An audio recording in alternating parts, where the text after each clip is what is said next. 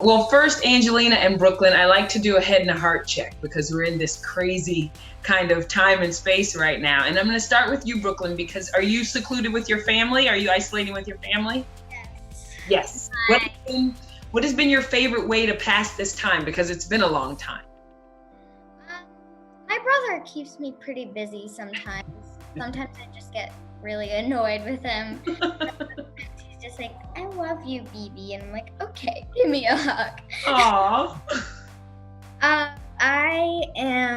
We grew a garden and it's starting to blossom. All our flowers failed, so we planted ones that already grew.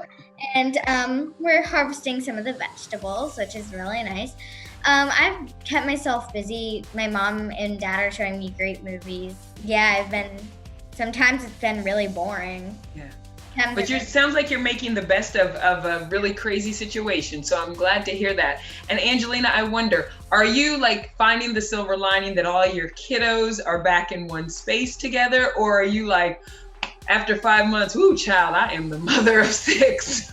You know, I'm so lucky that we've all been used to being tight together for a long time. And it was so nice when Mad came home from college, even though I'm so happy he's there. Now he's going to be going to college in Korea while he's still in the house. So I somehow ended up with, even though it's at 6 p.m. Yeah, he starts late. But, you know, I'm lucky. And I think when you have that many children, they really take care of each other. They help me. I'm not alone managing everything. They are an amazing team. So I'm very, very fortunate. I love that. It sounds like everybody's winning all the way around over here. That's good because it can be tough. This time can be tough. And so I'm glad to know that everybody's in good spirits. Who's that? My sister. Where's your sister now? I don't remember. Memories never leave us. They just get out of reach. Let's talk about this movie because number one, I think it's a movie that we need right now. And number two, it's so adorable. So Brooklyn, I want to start with you. When did you first fall in love with this story? Well, I fell in love with it when I found out about the script and my mom bought me the book. Well, I don't know if my grandma bought me the book because we went to the mall and we found it on like the top shelf in the back of Barnes and Nobles. And we're like, yes! And so I read it. And I absolutely fell in love with the story. It's something that's not predictable. Like the end to me wasn't really predictable, and it was something that was really warm, and it left you with a warm feeling inside. How about you, Angelina? When did you really fall in love with this tale? Well, Shiloh years ago told me that she'd read a book that she loved and she wanted me to read it. And so we didn't read it together. I read it on my own, and then we looked at some of it together, and we talked about why she loved it.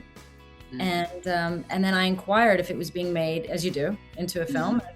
And I found out it was kind of in the works, but kind of hadn't figured out. So I tried to stay with it and push it to stay as true to the book as possible. That was my main focus.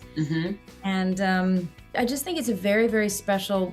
It's a very special story.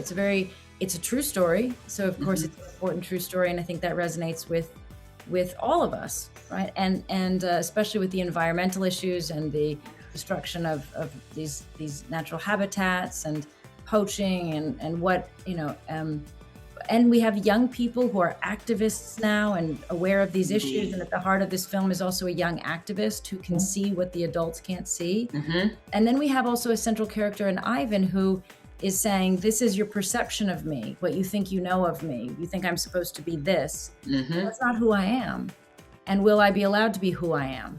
And I think that's how everybody feels in many ways. Yeah. So, there's a lot. Did Shiloh, did she like connect to it more than the other kids? Did she introduce it to everybody else, or yeah, is she that girl? She was the one with this one, yeah. It's interesting that you talk about some of the themes in the movie because there were so many good ones, but a couple of them that sat with me, like they sat with you, was number one, it's never too late to figure out who you are, you know, and then also finding your people, your village, finding, you know, your crew. And I think that really sits with me now in this time and space when you really got to check in and check on your people, know who your folks are. Why do you think this is going to resonate so much, especially I guess now with audiences? Well, I think you're right. There is something to, we hadn't, when we made this film, we talked about it and the captivity of the animals. We talked about the space. We talked about the lack of freedoms or the family and the coming together and the judgment and things like this. But we didn't know when it would be coming out. We didn't understand. And it being something that is seen at home where a lot of people are feeling confined, trying to hold on to their friends, trying to, really checking themselves, trying to better themselves, trying to, understand the world around them. It is coming at a different time. And I hope it does really resonate with people and also gives them some sense of hope, because a big part of this is looking at what you do have, and then helping others and knowing that, like you said there, and the story says, it's never too late to really discover who you are and to push forward with that person and to be a better person, and to make that choice. And it is a hopeful. The real Ivan did have a nice end after a very difficult life.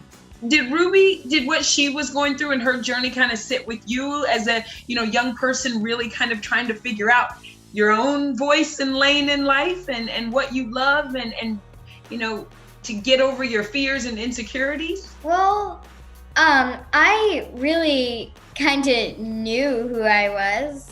I kind of know who I am right now. I'm pretty confident in who I am and what I believe in. But I feel like Ruby also taught me, yes, to face my fears. I mean, Ruby's perspective is just so fresh and new. Yeah. She hasn't gone through much in life except for being taken away from her home, and she's been through a lot, even though she has been through a lot, but she hasn't been through all, like, her whole life, and she hasn't had tons and tons of experiences. And she's learning about what life is like and, how she deals with it. She taught me a different way to deal with it. Like when she is sad and she had just been taken away from her home, she asks questions and she opens up about it, and she really sort of looks at it like I need to ask questions about it. Like she asks it. I love that. Can you tell me quickly the story of these elephant onesies? Because I heard that's a good story. Well, the story of the elephant onesies is we saw each other at Critics' Choice, and it was the second time I had seen Angie, and I said, hey, why don't we wear elephant onesies in ADR? And she was like, sure. And I go home and I'm like, Mom, please buy me and Angie elephant onesies. We're gonna wear elephant onesies. And I'm buying an elephant onesie for Angelina Jolie.